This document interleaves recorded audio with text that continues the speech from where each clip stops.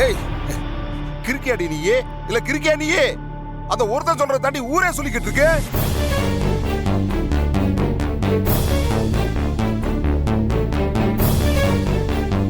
₹1 ₹2 இல்ல, 1.5 கோடி ரூபாய் செலவு பண்ணி அந்த பையன் கடை வச்சு கொடுக்குறானா. எவனாவது பழகுன பழக்கத்துக்கு இம்புட்டு ரூபாயை செலவு பண்ணி கடை வச்சு கொடுப்பாங்களான்னு கேக்குறாங்க. அப்புறம் அதையும் தாண்டி இவங்களுக்குள்ள ஏதோ இருக்குதுன்னு சொல்லிவிட்டு என் காது பட பேசுறாங்கடி, என் காது பட. ஊர்ல என்ன வேணாலும் பேசட்டும், நான் உன் பொண்ணு தானே. அது எனக்கு தெரியும்டா. இப்ப பேசுறவங்க எல்லாத்துக்கிட்டையும் இல்ல ஒவ்வொருத்தருக்கிட்டயா போய் ஏ இல்லப்பா ஏ இல்லையா அப்படின்னு நான் சொல்லணுமா? இல்ல ஊர் அம்புட்டியும் கூட்டி வச்சு ஏய் அப்படியெல்லாம் இல்லையா அப்படின்னு சொல்லணுமா? இல்ல ஊர் ஃபுல்லா போஸ்ட் அடிச்சு ஓட்டணுமா? ஏதா ஊர் வாயை மூட முடியுமா? நம்ம தான் ஏதாவது பண்ணணும். சார், யாரோ 4 பேர் பொறாமையில பேசியிருப்பாங்க. இவெல்லாம் கடை வச்சு பெரிய ஆளாகிறதான்னு பயத்தறிச்சல்ல பேசியிருப்பாங்க சார். அதை போய் பெருசா எடுத்துக்கிட்டு சார் ப்ளீஸ் சார் இப்படிலாம் பேசாதீங்க. சரி, வேற எப்படி சார் பேசணும் சொல்லுங்க? வேற எப்படி பேசணும்? என் பொண்ணு எனக்கு எப்படின்னு தெரியுமியா? நீ எப்படிப்பட்ட ஒண்ணும் எனக்கு தெரியும். இதெல்லாம் ஊர்ல இருக்கிறவங்களுக்கு தெரியுமா?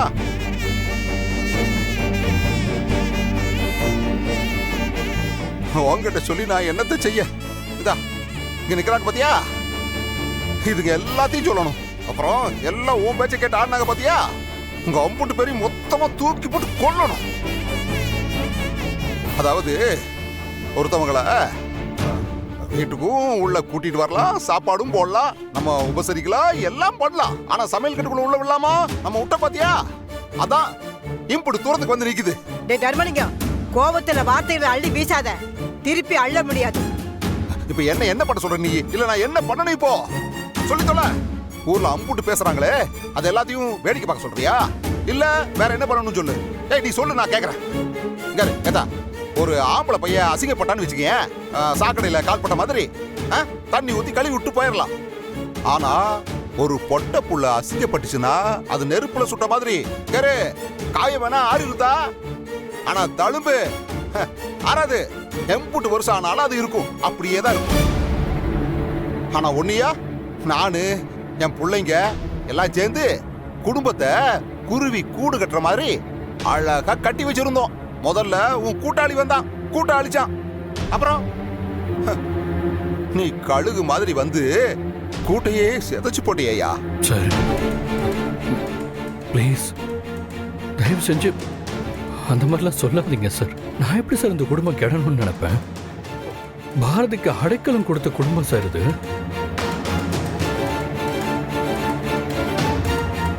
சார் நீங்க சொன்ன அந்த கூட்டுக்குள்ள தானே பாரதியும் அடைக்காத்து வச்சிருந்தீங்க. அந்த கூட்டு நான் எப்படி சார் கலப்பேன்? ஐயா சாமி, போதுமியா? உன் பாரதிக்கும் உனக்கும் சேர்ந்து உதவுனதுக்கு நீ காட்டின நன்றி கடன் போதுமியா? போதும். உன்னால வந்த அசிங்கத்தை நான் எப்படி துடைக்க போறேன்னு தெரியல. இதுக்கு மேலையும் இங்க இருந்து மேற்கொண்டு அசிங்கப்படுத்துறத விட்டுப்புட்டு சாமி கிளம்பியா? கிளம்பு கிளம்பு. அதாண்டல ஒழுக்கு மரியாதையா உன்னோட அந்த பொட்டி படுக்கையெல்லாம் தூக்கிட்டு அப்பாவுக்கு மவளா இங்க வர்றதுன்னா வந்துரு. இல்லன்னா ஊருக்காரங்க அம்புட்டு பேரும் காரி துப்புற அளவுக்கு வச்சுப்படாத. எல்லாரும் காரி துப்பி அசிங்கப்படுத்துற அளவுக்கு அந்த துணி கடையை திறந்து வச்சு இன்னும் 4 கடையை திறந்து வச்சுக்கோ.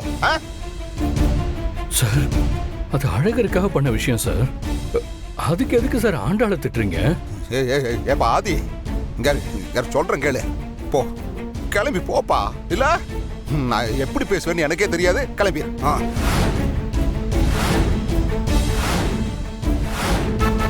இதுக்கு மேலையும் நீ இங்க இருந்தான்னு வையி, எங்க குடும்பத்தில் இருக்கிற அம்புட்டு பேரும் கைத்துல தூக்கி போடுவோம் சொல்லி போட்டேன்.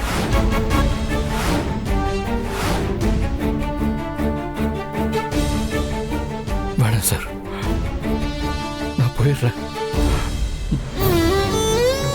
நான் போயிடுறேன் சார்.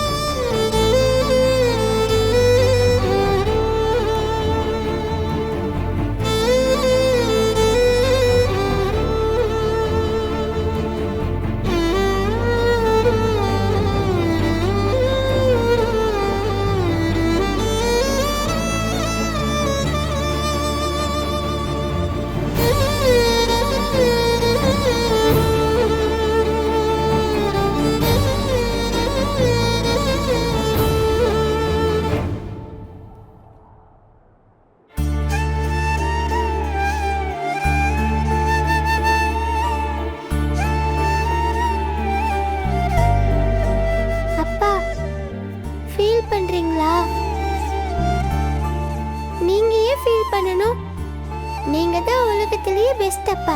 யாருக்கும் தெரிய வேண்டாம், எனக்கும் அம்மாக்கும் தெரிஞ்ச போதும்ல. அப்புறம் ஏன்பா ஃபீல் பண்றீங்க?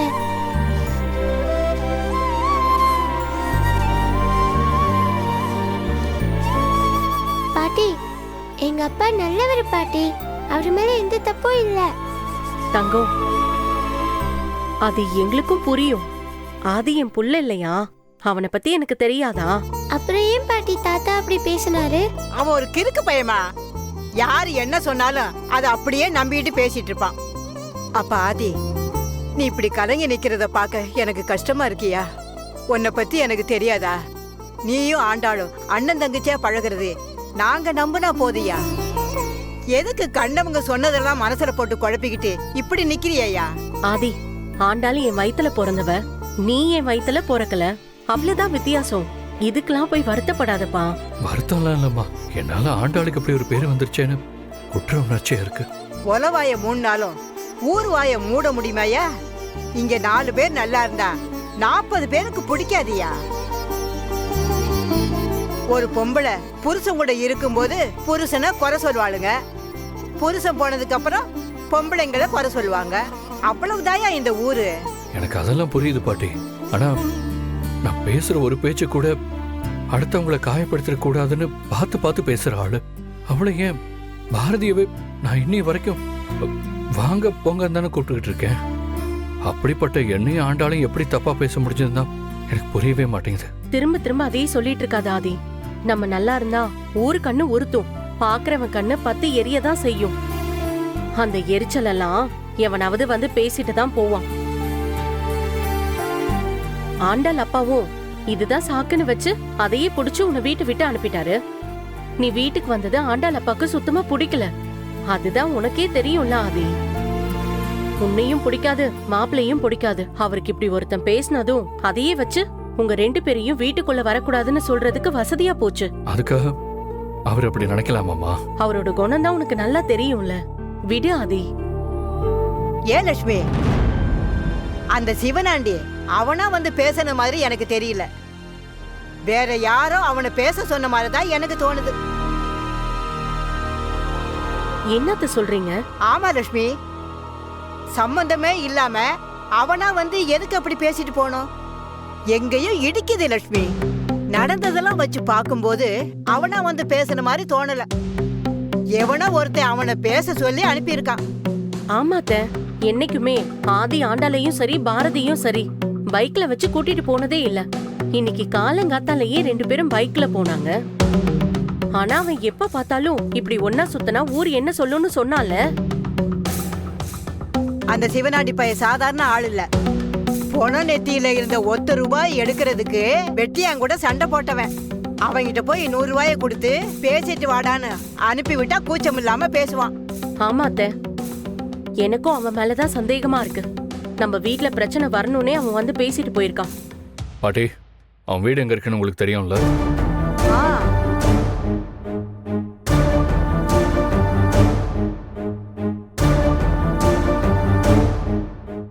டேய் சிவனாண்டி, டேய் சிவனாண்டி.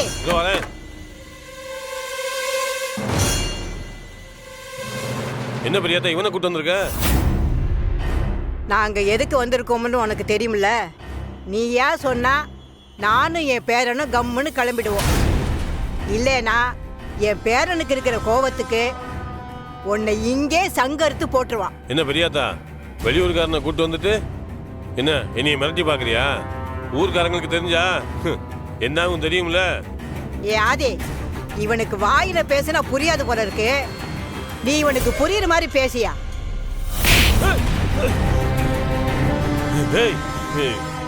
யார் மேல கை வச்சுக்க தெரியுமா?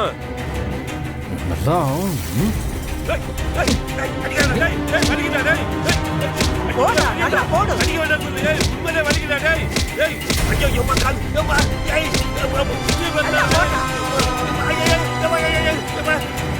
உண்மையிலே வலிக்குது தம்பி. சுகர் மாத்திரம் சாப்பிட்டு இருக்கேன்டா. நீ அடிச்ச அடியில கண்ணெல்லாம் கட்டுற மாதிரி இருக்கு தம்பி. டேய் சிவனாண்டி, அண்ணன் தங்கச்சி மாதிரி பழகிற என் பேத்தியும் பேரனையும் உனக்கு பார்த்தா தப்பா தெரியுதா? ஏன் அப்படி சொன்ன? ஏன் அப்படி சொன்ன? ஆண்டாலும் நீயும் பைக்கில் ஒன்னா போறத பார்த்து எனக்கு அப்படி தோணுச்சு தம்பி. உனக்கு தோணுச்சா இல்ல ஊருக்குள்ள வேற யாருக்காவது தோணுச்சா? எனக்கு தான் அப்படி தோணுச்சு ஆத்தா. ஏன் நீ உன் பொண்ணு கூட உன் தங்கச்சி கூட எல்லாம் பைக்ல போனதே இல்லையா? எனக்கு வண்டி ஓட்டவே தெரியாது தம்பி.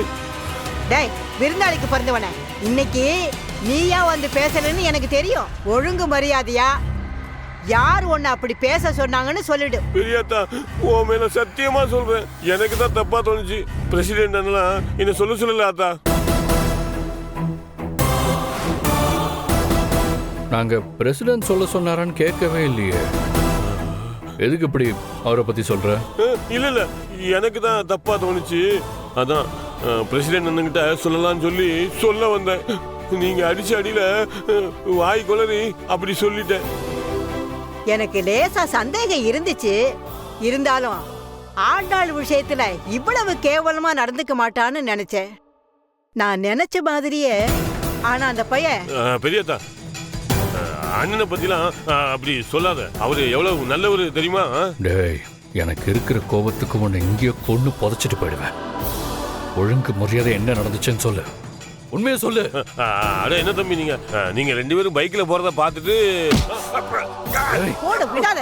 சொல்லியா இல்லையா?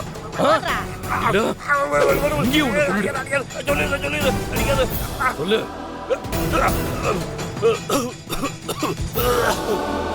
சொல்லிடுறேன் தம்பி. தர்மலிங்க அண்ணன் தான் அந்த மாதிரி சொல்ல சொன்னார் தம்பி.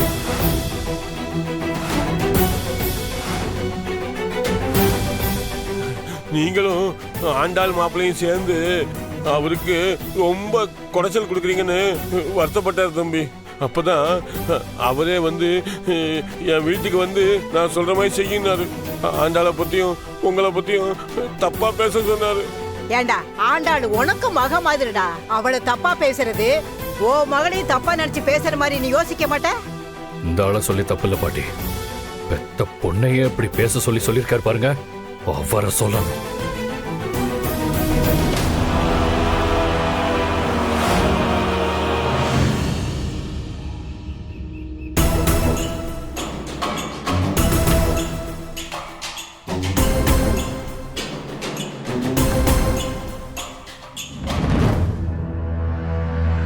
ஏன் சார் இப்படி பண்ணீங்க? யோ, உன்னதான் கேக்குறேன், ஏன் இப்படி பண்ண?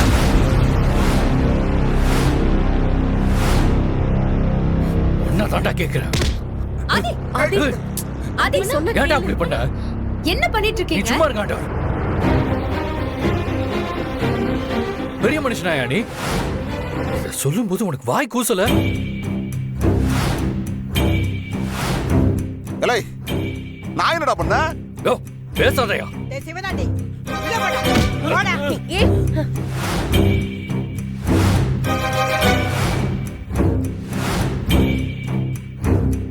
டேய் சிவனாண்டி, இவன் செஞ்ச அட்டூழியத்தை சொல்லுடா.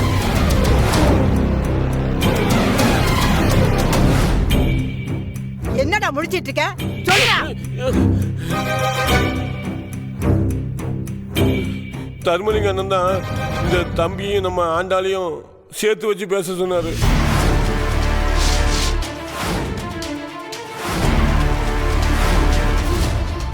அண்ணன் சொல்லித்தான் நான் அப்படி ரெண்டு பேரையும் சேர்த்து வச்சு பேசிட்டேன்.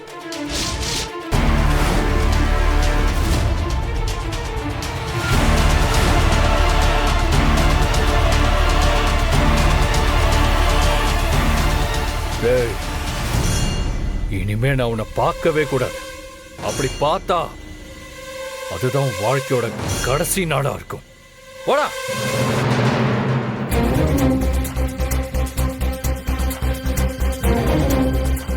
மனுஷனாயா நீ? கோவம் வந்தா என்ன வேணாலும் பண்ணுவியா? அவன் நம்ம பொண்ணியா? அவளை போய் அசிங்கப்படுத்த எப்படி உனக்கு மனசு வந்துச்சு?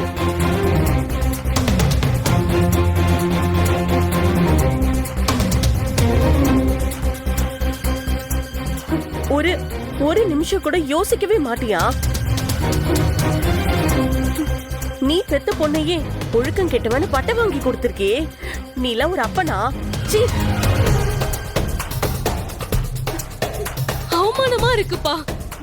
உனக்கு மகளா பிறந்துட்டோமேன்னு நினைச்சா ரொம்ப அவமானமா இருக்கு.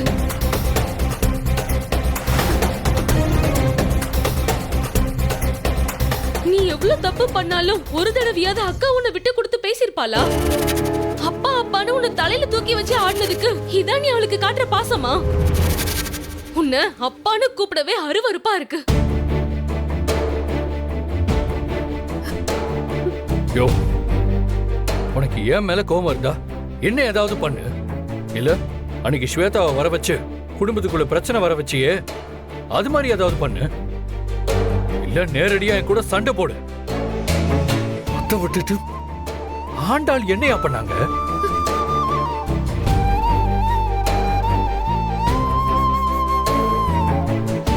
உன் மேல கண்மூடித்தனமா பாசம் வச்சாங்களே, அதுக்கு நீ காட்டுற நன்றி கடனா இது? யோ, அசிங்கமா இல்ல? ஆண்டாள் ஓ பொண்ணு தானையா? அவங்கள தப்பா சொல்றது உனக்கு தானே அசிங்கம்? அப்படி ஒரு நினைப்பு இருந்தா இப்படி ஒரு காரியத்தை இவன் பண்ணிருப்பானா? டேய், இதுக்கு முன்னாடி நீ என்னென்னவோ பண்ணிருக்க. அப்பெல்லாம் உன் மேல எனக்கு கோபம் இருந்திருக்கு. ஆனா ஒரு தடவை கூட உன் மேல எனக்கு வெறுப்பு வந்ததே இல்லடா. ஆனா இன்னைக்கு ஏண்டா பெத்தம்னு வேதனைப்படுறேன்டா.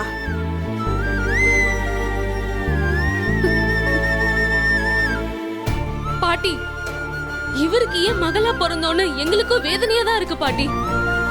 கேட்டியா? நீ பெத்த பொண்ணும் உன்னை பெத்த அம்மாவும் என்ன சொல்றாங்கன்னு கேட்டியா? இதுக்கு மேல உன்னெல்லாம் என்ன சொல்றதுன்னே தெரியலையா?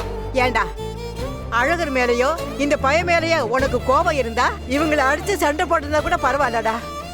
இன்னைக்கு என் பேத்தியை இப்படி பேச வச்சிட்டியடா. ஆதி, அத்தை, இந்த ஆள் கிட்ட எதுக்கு பேசிட்டு இருக்கீங்க? இதுக்கு மேல அந்த ஆள் கூட நம்ம இருந்தா நம்ம மனுஷனா பிறந்ததுக்கு அர்த்தமே இல்ல. அத்தை, இந்த நிமிஷமே இந்த ஆளை நம்ம தூக்கி போட்டுட்டு இங்க இருந்து நம்ம கிளம்பலாம். வாங்க.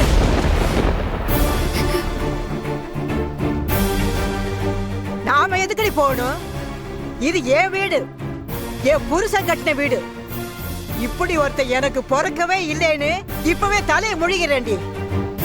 டேய், வீட்டை விட்டு வெளியே போடா. அப்பா இங்கதான் இருக்கீங்களா? எங்கப்பா போனீங்க? அம்மா லைன்ல இருக்காங்க, பேசுங்கப்பா. ஹலோ ஆ, ஆதி. பாரதி, அப்படியா? பஸ் ஏறிட்டீங்களா? ஏறிட்டேன் ஆதி. காலையில அங்க வந்துருவேன். ஓ, ஓகே. காலையிலயா? சரி. ஆமா ஆதி. அப்புறம் மறக்காம ஆண்டாள் கிட்ட சொல்லிடு. யாரு? ஆண்டாள்டையா? ஓகே, சொல்லிடுறேன். அப்பாவுக்கும் சொல்லுங்க. ஆண்டாள் அப்பாவுக்குமா? சொல்லிடுறேன் பாரதி. சரி ஆதி. சரி, நீங்க பார்த்து பத்திரமா வாங்க. நான் அப்புறமா கூப்பிடுறேன். தமிழ், சார்ஜ் இல்ல, போனை சார்ஜில் போட்டுருங்க. சரிப்பா.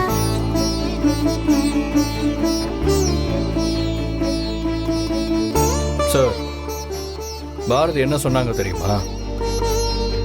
உங்களை காலையில குளிச்சுட்டு வெறும் வயிறோட இருக்க சொன்னாங்க. உனக்காக திருத்தணியிலிருந்து தீர்த்தம் எடுத்துட்டு வராங்களாம். நீ நல்லா இருக்கணும்னு 3 நாள் விரதம் இருந்து கோயில் கோயில அழைச்சிட்டு வராங்க. இதெல்லாம் எதுக்குன்னு நினைச்ச? நீ ஆண்டாளோட அப்பா, அந்த ஒரே காரணத்துக்காக. அட என்ன ஆதி, அந்த ஆள் அவரு பெத்த பொண்ணை பத்தியே யோசிக்கல. இதுல பாரதிய பத்தி வேற யோசிப்பாரா? பாரதி வந்தா பாரதிக்கும் சேர்த்து இந்த ஆளு அவளுக்கும் ஏதாச்சும் பட்டம் வாங்கி கொடுத்துருவாரு. இன்னும் என்னடா பாத்துட்டு இருக்க? வீட்டை விட்டு வெளியே போன்னு சொல்றேன்ல. இல்ல பாட்டி, அப்படிலாம் அந்த ஆளை வீட்டை விட்டு அனுப்பிடாதீங்க. இந்த ஆள் செஞ்சதுக்கு தண்டனை அனுபவிச்சே ஆகணும். யோ, உன்னை நாங்க ஒன்னும் பண்ண போறதில்ல. உனக்கு நாங்க கொடுக்க போற தண்டனை என்ன தெரியுமா? ஆண்டாள் முகத்தை நீ தினம் தினம் பார்க்கணும்.